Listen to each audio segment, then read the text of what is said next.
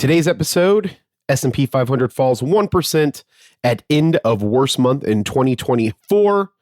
And we'll talk about some upcoming investment trends. Enjoy.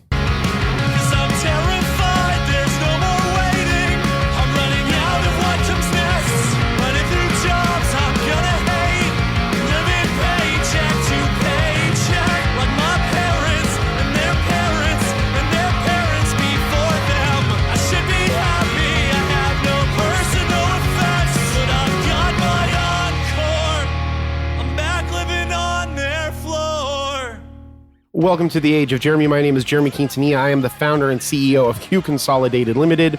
We focus on investing and creating businesses in media and entertainment, finance, investing and insurance, education and e-learning, art, music, and the humanities, Earth and human sustainability and advancement, and Earth and space exploration and transportation. Our current businesses include 3T Warrior Academy, Q Financial, and Age of Jeremy. Also, Merlin, the smartest way to track your crypto. You can find me on all socials at Age of Jeremy, except on X, it's at Age of Jeremy Q. And on Facebook, it is Cesar Jeremy Quintanilla. There are links in the episode description. Also, make sure to follow me on YouTube at Age of Jeremy. More importantly, if you are part of our Age of Radio community, make sure that you check out our Discord. Our new community manager, creator Trey, is doing a fantastic job in there. He's putting up polls. He's answering questions. We're slowly growing that Discord, and we want to grow it even more. So there is a link in the episode description. It's absolutely free. There's all kinds of channels to talk about whatever it is that you want to talk about. We're working on having events in there. Like I said, Trey is doing polls every single week. He's also making videos on giving you tips on how to utilize Discord if you're unfamiliar with Discord. I personally believe Discord is one of the better social media or community engagement platforms that are out there. So we're adding that as part of our overall Addicted to Podcasting community. Also, we have over 600 members in our Addicted to Podcasting Facebook group, so make sure that you check that out as well. We have lots of stuff that happens in there. We have our Text-to-Sode Thursday post that goes out every Thursday or most Thursdays to communicate with you about or to build a discussion around a specific topic. We also do our live showcase from there. Our next one's going to be May 9th. You can see a link for that soon here in the Facebook group. You can also watch that on YouTube and on X. Essentially, the showcase is where we bring someone up from inside of the group, and they get to share the stuff that they have going on during a conversation with myself. So we're really focusing on building that, and I'm really excited to see where Age of Radio is going. You can also check out ageofradio.com to see all of the podcasts, and we're working to get webhooks inside of the Discord so you can get the podcast inside of the Discord as well. If you're new to this podcast, I guess I should have done this first. It's all about the trials and tribulations that I go through to build my business empire, and I hope you pick up some wisdom along the way. I also have guests that share their trials and tribulations, becoming content creators, and the adventures that they have gone through to become entrepreneurs. The last thing that I want to mention, there is a link to a form inside of the episode description as well. If you want to get some consultation for your finances, it's absolutely free. There's a 30-minute free, free consultation that I provide from Q Financial. So there's a link in there if you want to fill that out. I will be notified about it, and then I can set up some time to talk to you. We can go over your taxes. We can go over your investments. We can go over your bookkeeping if you have a business. We can go over other types of financial planning as well, absolutely free. And of course, we can definitely talk to you about the benefits of having a life insurance policy and protecting your wealth utilizing something called Index Universal Life Insurance. And again, my business partner is Coach JV. I'm part of Coach JV's team when it comes to the Index Universal Life Insurance. So I would love to have a conversation with you. There is a form in the episode description. So without further ado, let's get this bad boy on the show. The bad boy on the road. The show on the road. Let's get the show on the road, baby. All right, let's kick this off with some news. So the S&P falls 1% at end of worst month in 2024. U.S. consumer confidence slumps to lowest levels July of 2022. Labor costs rise by most in years, signaling wages pressure or wage pressures. This is by Rita Nazareth. This is Bloomberg. I encourage you to get a Bloomberg subscription just so you can stay up to date on what's happening. So the stock market got hit after the latest batch of economic data showed a plunge in consumer confidence and persistent wage pressures. So the consumer confidence numbers came out, people pulled back on the market, and we had a market dip. Equities remained on pace for their worst month since September. On speculation, the Fed will keep rates unchanged at a 2-decade high on Wednesday, and they're keeping them there because they haven't been able to get inflation under control. And officials are unlikely to lower them anytime soon. That perception also drove bond yields up alongside the dollar. The last time Fed Chair Jerome Powell spoke, he pointed to the lack of further progress in bringing inflation down and to enduring strength in the labor market. The latest price data, in tandem with expectations for a robust employment report on Friday, aren't likely to lead him to change his tune. And again, this is written by Rita Nazareth, reporting for Bloomberg. Powell will need a lot more convincing at this point, said Ian Lingham at BMO Capital Markets. The S&P 500 fell 1% and was poised to have a streak of 5 consecutive monthly gains. Most mega caps sold off, with Amazon.com Inc.'s Show Me moment arriving later Tuesday when its earnings became the latest test on artificial intelligence spending. Treasury 10-year yields rose 5 basis points to 4.66%. The dollar headed toward its 4th straight monthly advance, the longest winning run since September of 2022. That dollar is getting pretty strong. A survey conducted by 22V Research shows that only 16% of investors polled expect a risk-on reaction to Wednesday's Fed decision. 44% said risk off and 40% negligible mixed. The tally also revealed that 2/3 of respondents will expect a rate cut in 2024. U.S. consumer confidence fell in April to the lowest since mid-2022 as Americans' views of the labor market and their outlook for the economy deteriorated. A broad gauge of labor costs closely watched by the Fed increased the most in a year, illustrating persistent wage pressures that are keeping inflation elevated. With inflation data continuing to be surprisingly hot for the past quarter, the narrative that these surprises are all attributable to one-offs and individual components is becoming harder to sustain, said Joe Davis at Vanguard. Time will tell, but the data suggests that what we call a deferred landing is more likely than the long-anticipated soft landing. To Krishna Guha at Evercore, the disappointment on wages will make the Fed less confident in the outlook for inflation. This will manifest itself in a harder tone, he said, with policymakers clearly open to a more extended hold beyond the initial delay for the first cut from June to July/September, if there is not a clear step down in inflation in the coming months. So the inflation in the United States is starting to get out of hand, and it's starting to make it very, very difficult for people to live, especially in bigger cities such as like Phoenix, where we've had really strong, in my opinion, really strong inflation, stronger than maybe, and I don't know, I guess I shouldn't say that because I'm not 100% sure, but our inflation here is getting ridiculous. I think a can of soup, Amy's cans of soup, are going for like $7 now or something like that, if I'm not mistaken, when I saw it at Sprouts the other day, because I was trying to get some lentil soup and I'm like, what the hell is this? And so it's really sad to see what's happening, but until they start getting that inflation under control, they're going to probably keep those rates high. So I believe that we're going to see those rates either stay the same or continue to heighten, or what's going to happen is when we get into the next presidential election, the next president will come in and then get somehow those rates will lower, or he will pressure the Fed to lower the rates, and then kind of look like a savior, or we'll have it come in just around that time so it can create kind of a narrative around who should be the president of the United States, whether that's Biden or that's going to be Trump, if Trump can keep himself out of prison. And from falling asleep at the desk, I think it's funny, just for fun. I'm neither for or against. I take that back. I'm 100% against Trump. That doesn't mean that I'm for Joe Biden. Doesn't mean that I'm necessarily against him, but I'm 100% against Trump. And so it's just funny seeing him fall asleep during his trial. And then all of the jokes that they made about Sleepy Joe. So I'll get a little bit of my coffee here. So I think that we're going to see I think what's going to happen too with the Bitcoin halving that just happened, we're going to see a lot of that increase over the end of this specific year as things kind of stabilize in the crypto market, as more things catch up with the fact that the Bitcoin halved. And what we'll see, just like we saw last time, is towards the end of this year, we'll see that money flood in. We'll also probably see that because of the election and what's happening. But I don't know what that's going to mean for the stock market. I personally think that we are at a ridiculously highs for the stock market, and it's probably going to be time to see some type of pullback, see some type of recession, or I don't want to say recession. I guess I should say we're going to see a large pullback in the stock market, and this can't keep going on forever.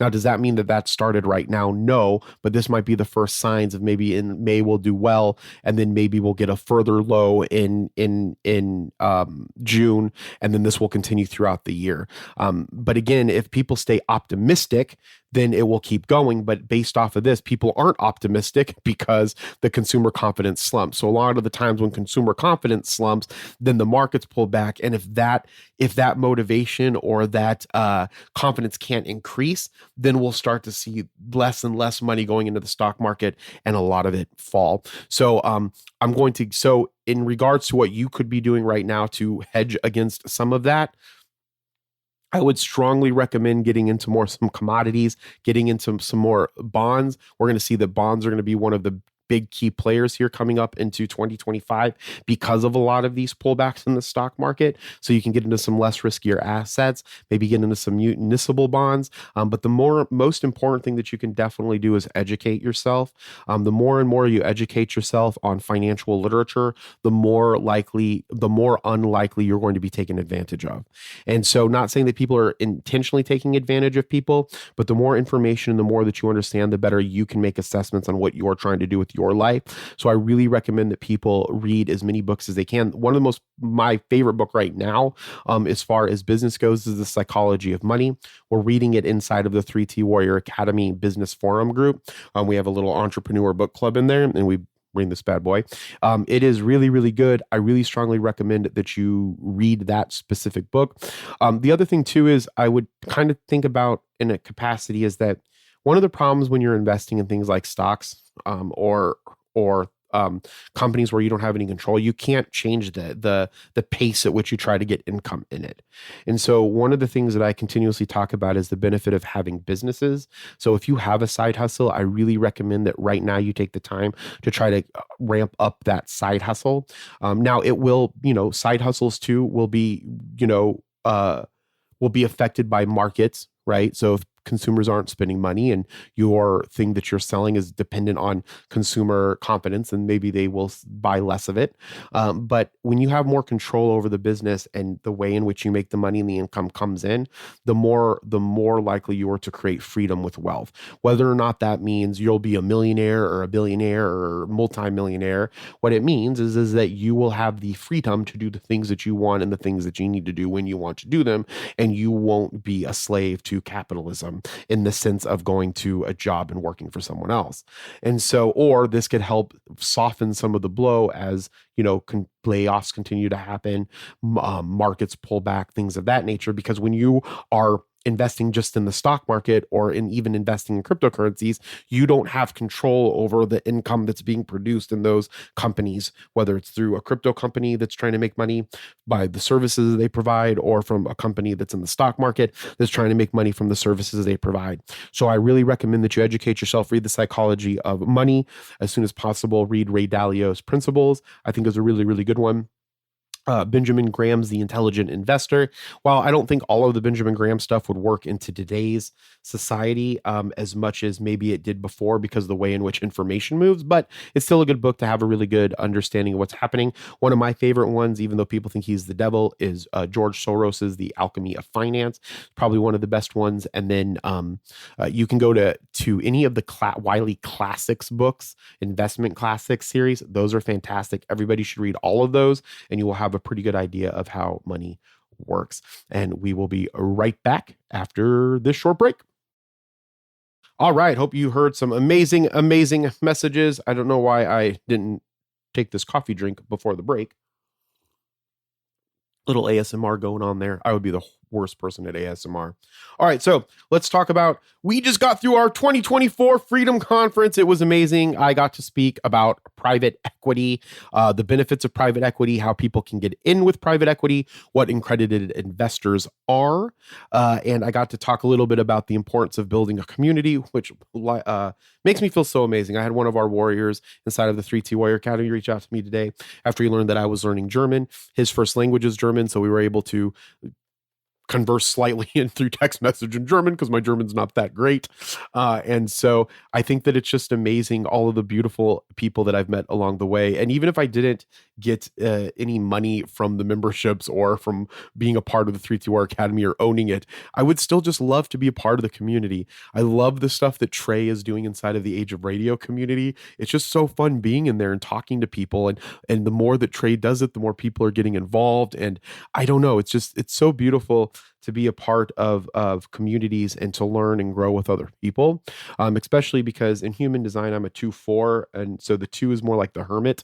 And then the 4 is an opportunist. So I'm a hermit opportunist. So it's weird because I like to be by myself to learn and do stuff and be dope and do, occult shit. Right. But at the same time, I also like to be a part of communities and be with people, and that's where I find the people and opportunities for growth and for net worth building. And so I just want to thank everybody that's listening to this that was at the Freedom Conference. I appreciate you. I love each and every one of you, and I'm really excited to see where we're going with more and more things that we're doing inside of the Academy.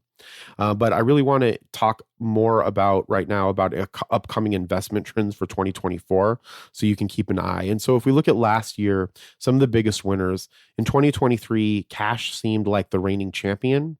And so there was sky high interest rates across high yield savings accounts and treasury bills. So more people put their money there.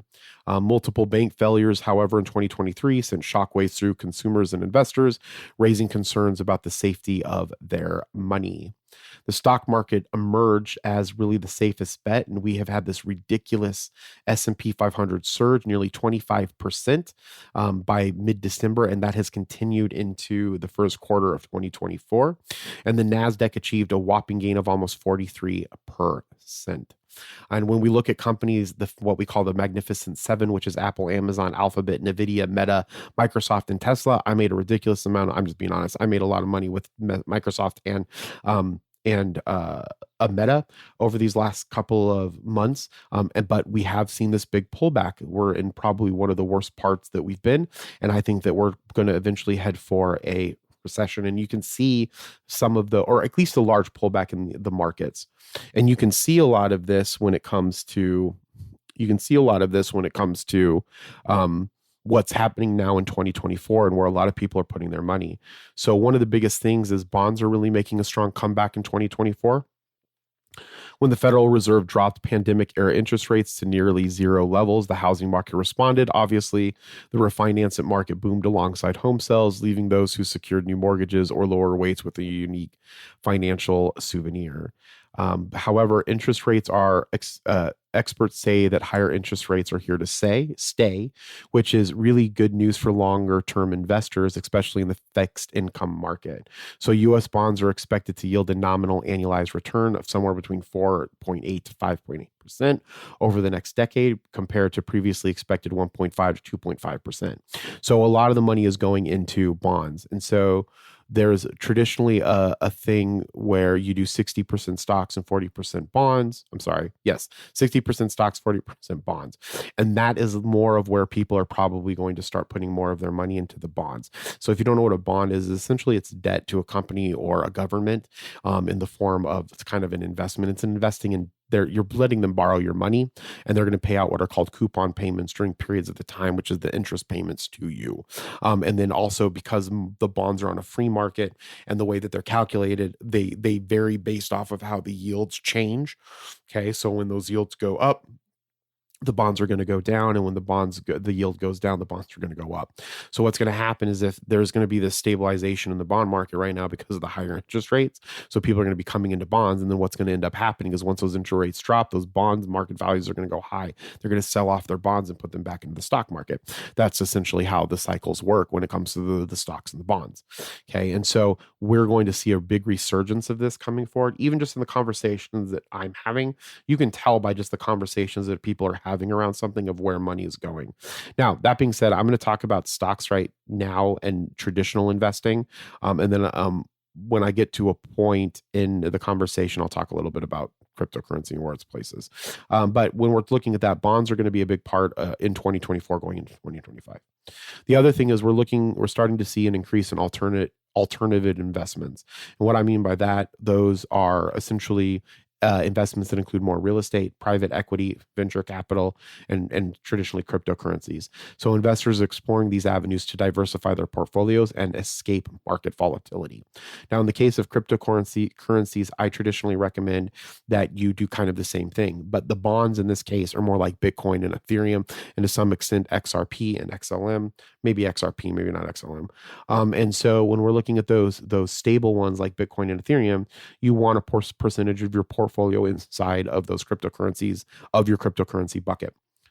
And then what you'll want to do is get more of your good altcoins like XLM, XRP, AVAX, HBAR, VeChain, and so forth. And then you want to dabble probably a little bit in some of the meme or in some of the shit coins, because they can have really good growth.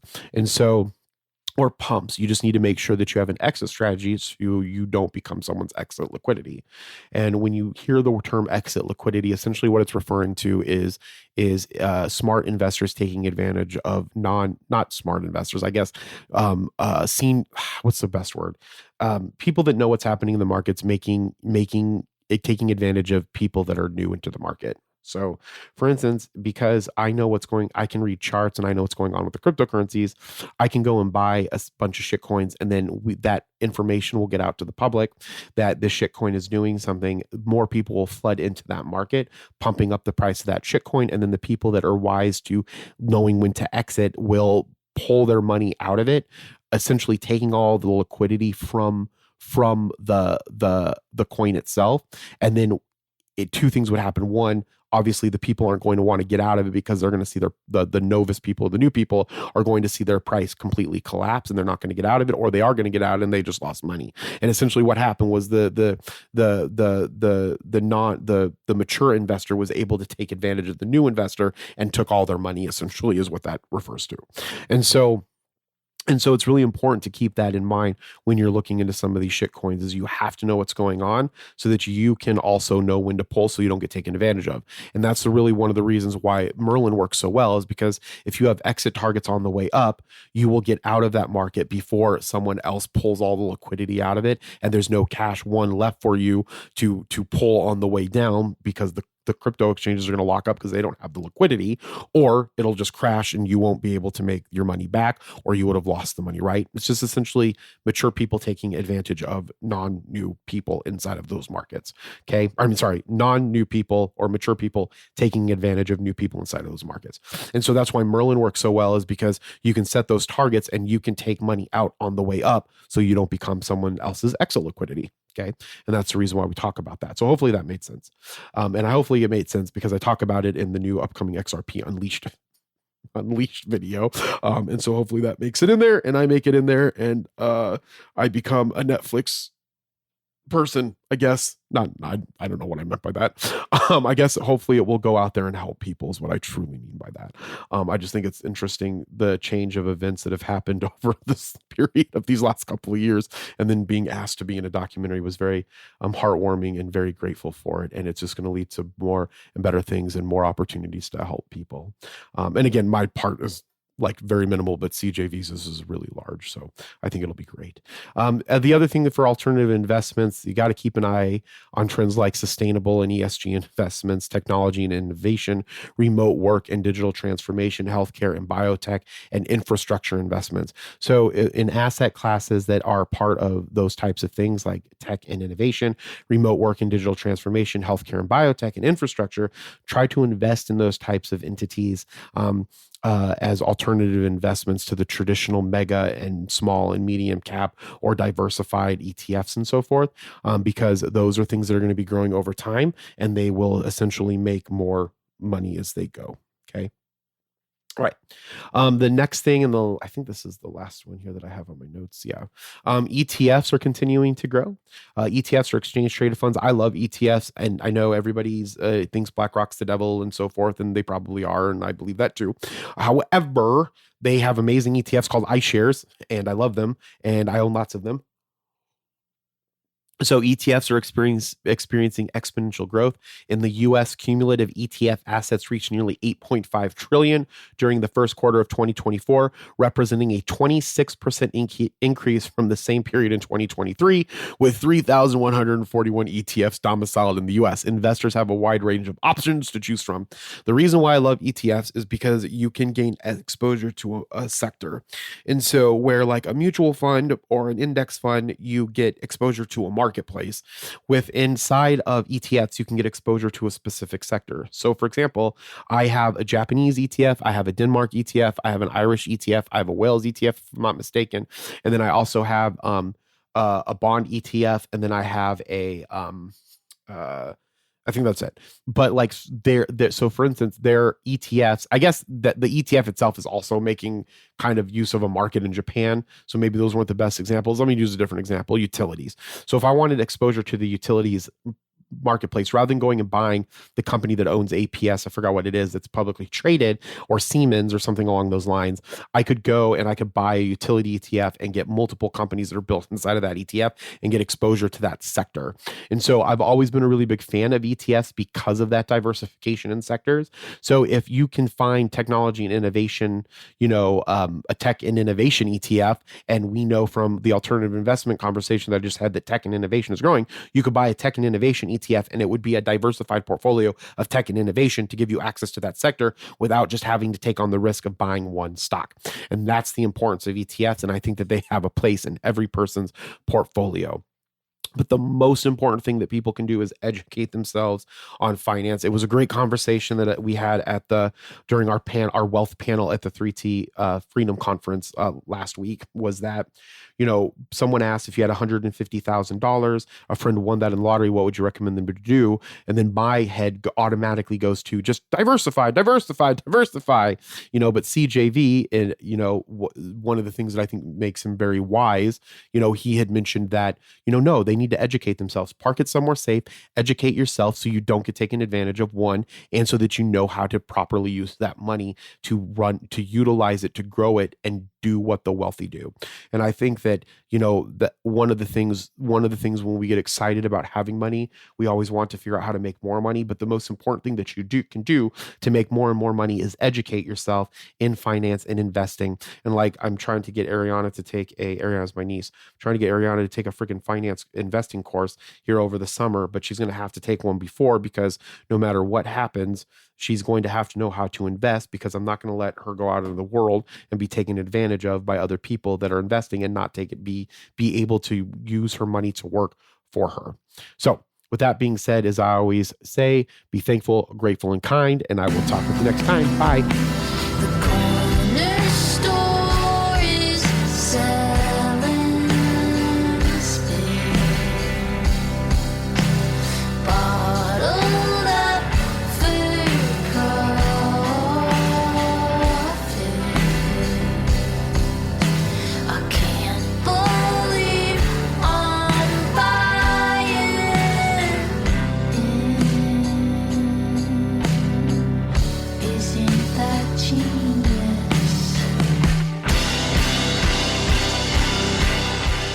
Thank you so much for listening to The Age of Jeremy. Please make sure that you like and subscribe to this podcast. Make sure that you share it with a friend so we can get in front of more people. The opening song was Brave Faces Everyone by Spanish Love Songs. The closing song was Threatening Each Other, Recapitalism by Illuminati Hotties. I'm recording this on a Neumann microphone. I think it is a KM104, and I'm recording on a Zoom L8. And I am recording two Cubases. I'm Steinberg's Cubase, and I'm using Waves plugins. And one last time, be thankful, grateful, and kind. We'll talk with you next time. Bye.